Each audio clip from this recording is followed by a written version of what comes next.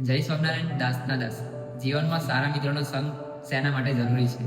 હાલ આપણે જોઈએ છે કે આજની પરિસ્થિતિમાં જે યુવાન છે તે ખરાબ મિત્રોની સંગતથી વ્યસન તરફ દોરી જાય છે, ખરાબ વિચારો તરફ દોરી જાય છે, નેગેટિવિટી તરફ દોરી જાય છે.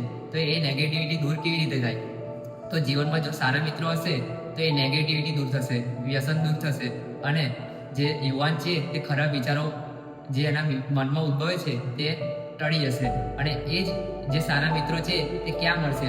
તો આવી જે હરિભગવાન સત્સંગ સભા જે આપણે 22 તારીખ અને બુધવાર જે ઉજવવા જઈ રહ્યા છે, જે હરિભગવાન પરિવારના યુવાનો છે તે અત્યારે એવું જીવન જીવી રહ્યા છે કે જેના જીવનમાં પોઝિટિવિટી, વ્યસન મુક્ત જીવન જીવી રહ્યા છે.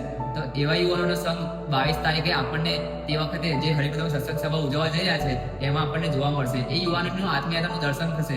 તો એ જે તમે તમારા મિત્રો અને તમારા જે કુટુંબના જે સભ્યો છે એમને લઈને તમે 22 તારીખને બુધવારે હરિભગવાન સત્સંગ સભામાં જરૂરથી પધારજો. એ જ પ્રાર્થના. જય સ્વામિનારાયણ દાસના દાસ.